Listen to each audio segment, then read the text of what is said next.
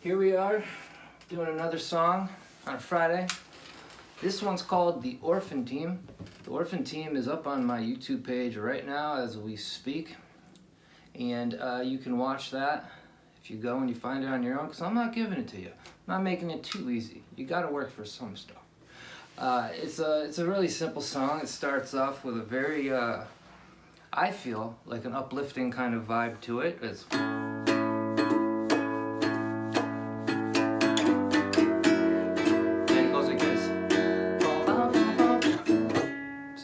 got that little twist in there, but so it's a very, like I say, it's like that which I'm gonna record today. And I went and I thought to myself, what does she need? I asked myself that question, what does she need? And I thought, you know what she needs? She needs a good beat. Got a drum beat set up. What I did is I said, fuck this. I sold my Roland TR-606 for a cool $400. Yes, I made a little bit of a profit because I'm broke as fuck. That whole life is pretty good thing was a lie. It's pretty fucking hard. But that's why I'm writing these songs. You know, my misery becomes the world's dance. So I've got right now a nice drum beat to go along with this. I thought to myself, it's got that kind of swing, that kind of da-da-da-da-da. So I came to my Logic program, I opened it up. I went into the electronic drums and I picked out a sweet little ditty of an electronic drum machine here called the Big Beat Remix. I don't know what the fuck that even means, but it sounded pretty weird, so I liked it. It sounds cheap and corny, but it's gonna work. Nothing flashy, nothing too loud, you know, no reverb on the snare, nothing like that. Just a...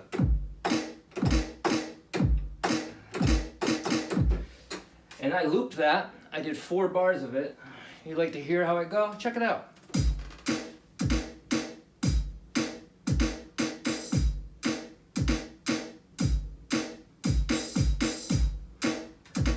And I'll tell you, I'm gonna give you a little teaser, a little taster.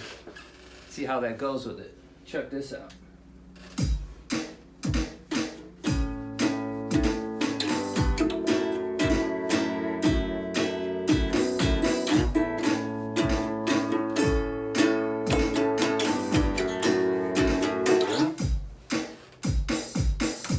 So, that's the beginning of the song. By putting the drum beat down on tape first, I've got myself a nice foundation. I've got a good host to the song. Nah, that don't work. Not a host. I got a good guide. That's my guide, my Sherpa, if you will. That's gonna let me know, you know, not to speed up, not to get too wild. A lot of times I never use a click when I record, but then when I want to put drums to what I recorded, it fluctuates and I'm all over the place. You know what I mean? I'm not a very linear person. Point A to point B has a lot of deviations in both my music and my waking life. So without getting too much into this, we're gonna explore what I do when I put a drum beat from a computer onto a cassette machine, and then I play with that for a little while and, you know, make up for raising my voice before. And I take it out to dinner and we have a great time and we come back and maybe something happens, maybe it doesn't. But hey, you know what I mean? We got something finished. So come with me on this voyage. Orphan Team. Okay, as you can see here, the Big Beat Remix loop is just going over and over and over again. It's just gonna keep doing that. And I've got my audio signal coming out of my interface, right? It's going through this wire, through some mail I got today, over my lyric book, on the bed all the way into channel 1 on the Audio-Technica RMX64, which is a pretty sick 4-track from the 80s. This 4-track was released in like 1985, 1986 by Audio-Technica, and it had its own proprietary transport, like these soft touch controls here, which kind of broke. Mine still work, thank God, but this is a really awesome machine, especially for its mic pre's and its EQ section here. These were made by Neotech, and I don't really have a really fancy mic pre that I use. I usually just either use what's on my interface or like one of those tube MPs or whatever they're called. But right now, if I'm doing something and I really want to, you know, make it sound cool, make it sound good as I can, I use these pre's here, or I just run the signal through this thing first of all, and I use its EQ. So I have the drum signal pumping through here, not too much. I don't want it to distort or anything like that, but I want to use it for its EQs here. So I've got a good amount, a healthy amount of around 3K. I'm pumping that up, and I'm also pumping the lows up around 60 hertz, as you can see there. Good healthy amount of EQ there, because the drum signal was sounding pretty dry. So now I'm coming out of there with this red guitar cable, coiled cable, because I have nothing else. And you're gonna see me coming over here to the 688, which is I'm gonna actually be recording to this thing. So I'm just running right into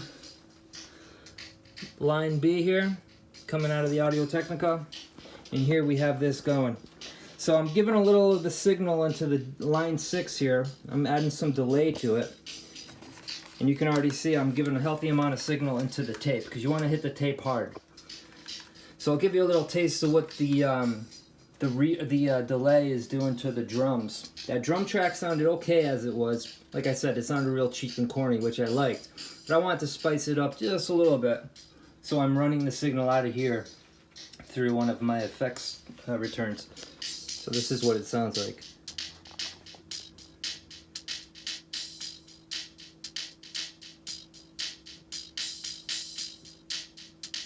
So you can hear that that snare especially is really affected by it.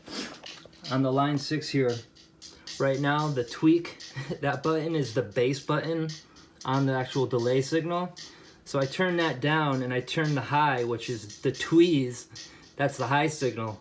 It's the high frequencies, and I turn that pretty much all the way up. So I'm getting a lot of snare and hi-hat, and not a lot of kick drum delay.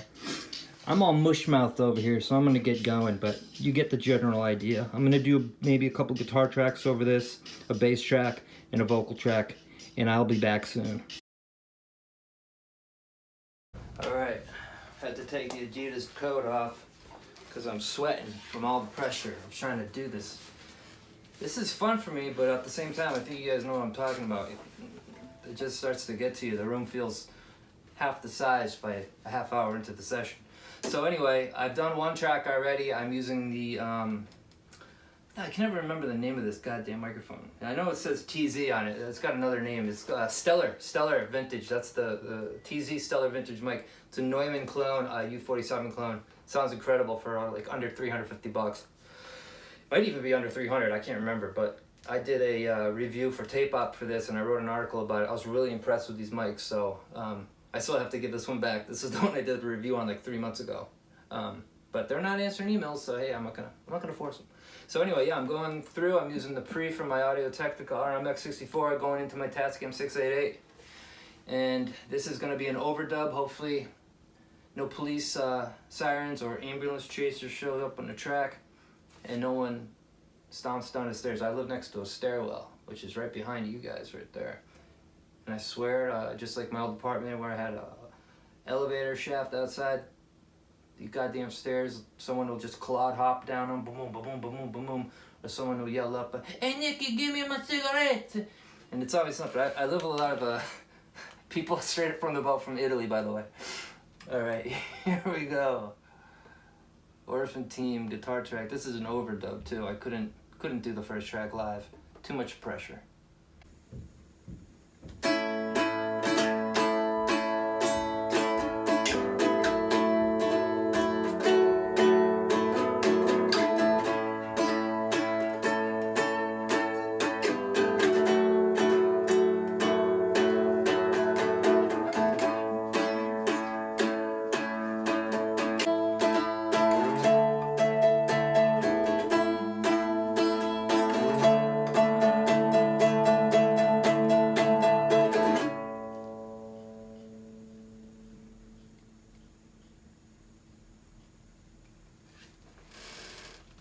That went well. All right then. Oh, God damn it. See, this is another problem. Headphones, too many cords. Oh, all right. Well, on to the vocal track. Maybe the bass track. Not sure yet. Okay, here we are. Using this really cheap Washburn bass. that my buddy Kevin Bouvier gave to me a while ago. Let's dedicate this song to Kevin Bouvier, by the way. Miss you, Kevin. Thanks for the washroom. You cursed me with this thing.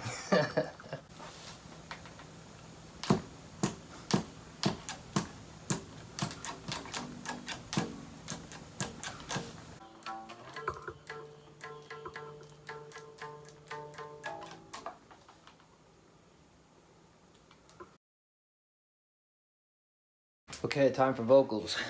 Just did one track, now I'm gonna overdub it. Not crazy about how it turned out, but I'm kind of rushing this song. I think that sometimes the songs that I rush come out kind of good. So, just finished some lyrics on it too. Those are kind of rushed too, I'm gonna be honest with you, but they're from the heart. Here we are. Track 5. Orphan Teen. Take 2. What's the point? Sleep, still have such a way to go before spring. Elvis on the radio, the king. Drop your arm and away we go, full swing. Ozzy's on the radio, let's sing. I'm never ever coming home. Amazing.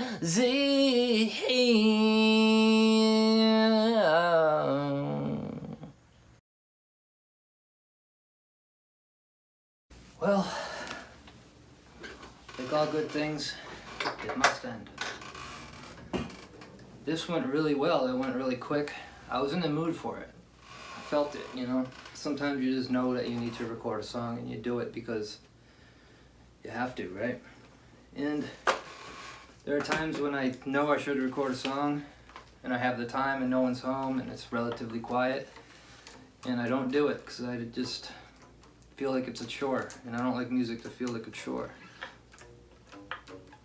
But at the same time, sometimes you need to push yourself and do the thing that you don't want to do, and then midway through you feel like, whoa, I'm actually having a good time. But anyway, this song went really smoothly, a couple of minor hiccups, but all in all I think it's going to be good. I'm excited about this. It's definitely going on my next album. That should be coming out maybe in 2-3 months, 4 months, possibly. Maybe never, I don't know. You never know what's gonna happen, but keep trying, right?